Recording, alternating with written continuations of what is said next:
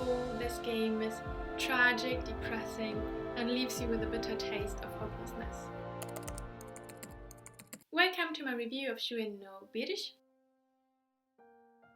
The game is set on an island that is cursed by the god of death, and this curse makes everybody who lives there die with the age of 23. But some years ago they invented a technology called Revival, in which you can upload your memory data and download it back to a clone, and so you can continue living 23 years again. And the main problem with this revival technology is that you lose your emotions, above all the emotion of romantic love. The game tells the story of Ceres, who is an 18-year-old orphan who is called like the daughter of the god of death or the Reaper, because for some reason people who are near to her befall a strange death. And driven into despair by this fate, she attempts to kill herself but is stopped by a mysterious man called Anku, who introduces himself as the Sentinel of Death. And he wants her to enter an agreement with him, because on the island there are occurrences of strange death incidents he wants to investigate and stop. So the common path is about the hunt after one of those killers called the Executioner. And in this rather long common path, that took me about 13 hours, but keep in mind, with looking up a lot of words and a lot of kanji. Especially the common route was full of adorable character interactions and cute slice of life scenes, but it also made it unmistakably clear what this game is about. And that's blood, blood and more blood. So the common path felt a lot like a visual novel, but afterwards I realized I can date all those adorable men. But some of them are locked behind a route order. You first are allowed to play either Mathis, Lucas or Shuuen after you've completed their bad endings, because you cannot attain the good endings in your first run. After that, Yves is unlocked, and there also you have to attain his bad ending. And after that, I call it the final route, is unlocked with Anko and Adolf. And after having played the good end of the final route, the good ends of the other 4 routes are unlocked. Except for the final route, the character routes are made up of 4 chapters, with the first 2 chapters more like your typical otome game, with romantic scenes and a bit more light-hearted tone. And then in the second half, this crazy sci-fi begins, and their relationship was put to a test. Now to the characters. I'll start with the main characters and also touch upon the sub-characters briefly. The main characters are Mathis. He's very cute and shy and stammers when he's nervous meeting new people, but as his brother was killed by the Executioner, he's out for revenge. And that can make him really stubborn, though he's still also naive and childish. He has cute little quirks, like being able to sleep on the spot, and he's a really bad driver, though no one has told him that. The story begins as the MC starts working at Mathis' house as a maid to cheer him up, and that's how they fall in love. And at the end of the route, there was a lot of sci-fi things happening. To me, Mathis appeared very sweet, though also a bit feminine, but that somehow didn't bother me that much. But still, I couldn't really connect to their romance. And I would say his story had the most weird sci-fi elements that totally took me off guard, because it was my first route and I didn't expect like so much sci-fi being really in the center of attention and being the whole point of the story almost. But nevertheless, it was very interesting to get to know Mathis and his background. Lucas is also super cute and sweet and gentle and caring and like soft-spoken, really understanding towards others, and he cares a lot about his pupils and is kind of protective of them, because he totally lives for his job as a teacher and is a devout follower of the church. So all those character traits make him really easy to like. And here the MC starts working as his teaching assistant, and meanwhile she gets to know his very cute sister that kind of led me to only care about her, and I totally forgot about Lucas. I just wanted her to be happy, because at that point I already knew the characters won't be allowed to be happy. So I just hoped that at least Nadia will be happy in the route. But of course, you will find out dark secrets that will pose an obstacle to their love. Shuuen is an emotionless researcher and practically genius who developed the technology of revival, like on the go.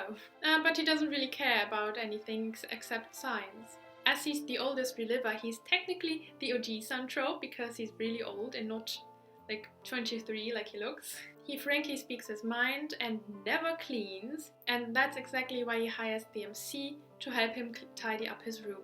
And so he slowly gets used to her and they fall in love. I personally love the emotionless scientist trope, and I felt like his route gave me the most romance tropes or like typical romantic scenes. And I also felt that their relationship was the most mutual, supporting each other. And he had the prettiest CGs because he's so pretty himself, and the most classically romantic CGs. Oh, and when he says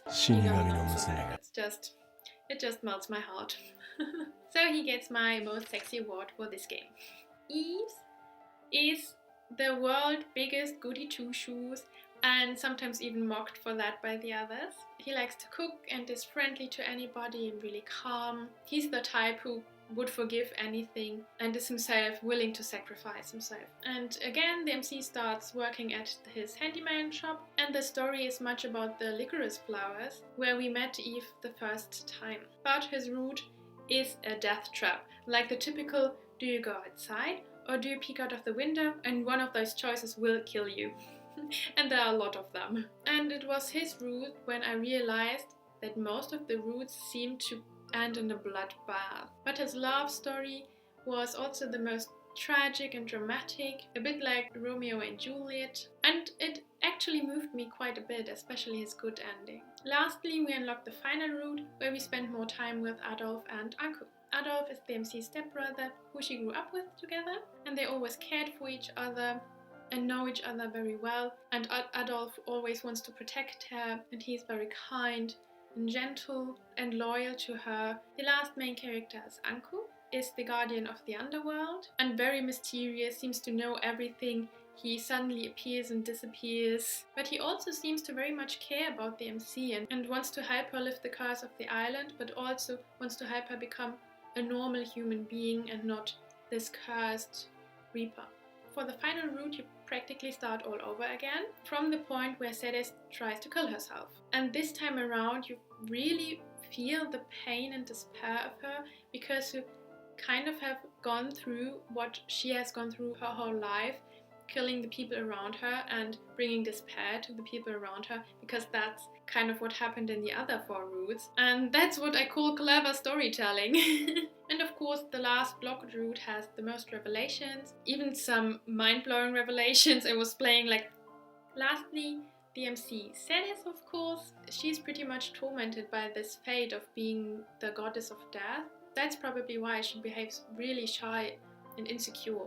And that's why she's always blaming herself for everything and apologizing to everybody, and cares about others more than she cares about herself. In the common route, there's one CG that made it really clear, where everyone was having fun in the center of the picture and she was standing apart watching them. And I think that really describes her role in the game. Though she is obviously important for the story, not saying that she's not strong in her own way, but she doesn't take action herself. Now a short notice to the side characters, because they were also lovable and very important for the story, and they really had their own characters and all had their own secrets and revelations. And to some extent I even felt more attached to them than to the main characters, and that is how well they were written. We have Salome, who is like the mother of the orphanage and also like a mother to Ceres and Adolf. We have Hugo, the best friend of Eve, and those two have the most adorable interactions. John is Matte's helpful and caring butler. Nadia, already mentioned, is Luca's little sister and the cutest little darling. Cappuccino, is his name really Cappuccino? Is a doctor at Nadia's hospital. And Darhat is a researcher at the research facility. A very old OG son in the body of a 15-year-old. The art of the game, briefly, stunning. The voice actors were all great. It's only that Matte's voice actor spoke very, very slowly, so I didn't always have the patience to hear him out. But I especially liked Anko, who also voiced Tsukuyomi in Olympia Soiree, and Anko and Chien, because they have very deep manly voices. But also Luca's voice is totally soft and tender, and Eve's voice makes you feel warm because he sounds so kind. What really stood out to me were the sprites, because they kind of look alive. I don't know, they're so detailed and so pretty, and I don't know, I feel like they're real people. I would sum up the CGs as dark and beautiful. They have many dynamic and interesting scenes and are really beautifully drawn, but sometimes I felt like the faces looked a bit different compared to the sprites or compared to other CGs. And there were really few like huge romantic couple CGs. The music is breathtaking. It is so beautiful. It has happy tones and funny tones, but also very much of sad and suspenseful, tragic or heart-wrenching tones. The overall tone of the game is, as you might have guessed, like dark sci-fi fantasy. Very often the stories were about sci-fi revelations about the curse or the dark secrets of the characters. It even made me feel like emotionally empty because it's so much about the hopelessness and despair of the situation. So the main theme of the game, hopelessness, is definitely accomplished. But also some of the rules had even some philosophical questions connected to the technology and the curse. And the COD ranking, so like the mature ranking, is only because of gore or blood reason and not because of romance. Concerning the romance, I already touched a bit on it.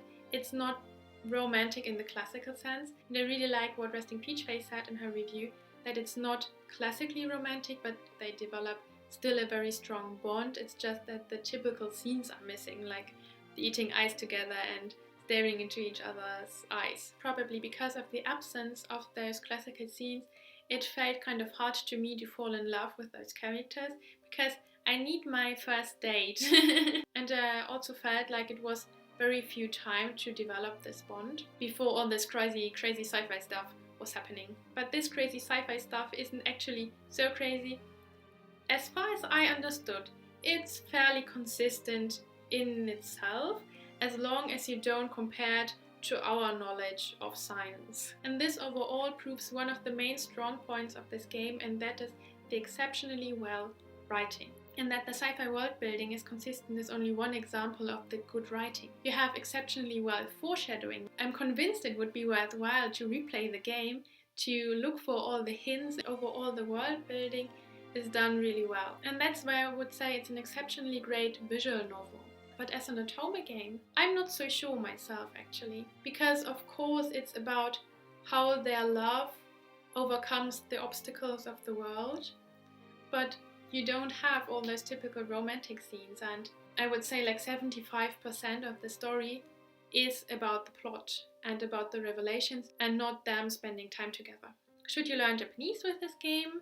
Yes, if you are on an intermediate level, because I think for an intermediate learner it can still pose a fair challenge due to all the technical terms, but I found all the vocabulary very useful, and I'm actually looking forward to going through my Anki decks to learn words like autopsy. But what also helps with understanding the game is that there are many flashbacks, so you're always reminded of important things that happened and can study that important sentence again. To sum it up, I'm sure you will love this game if you love blood, gore, mysteries and sci-fi or dark fantasy. This game has some really pretty art, interesting story, likable characters, and that all wrapped up in a nicely written game. But you might be disappointed if you're expecting a lot of romance, but if you're open for a really different love story that might leave you feeling empty and hopeless, then you might give Shuuen a try.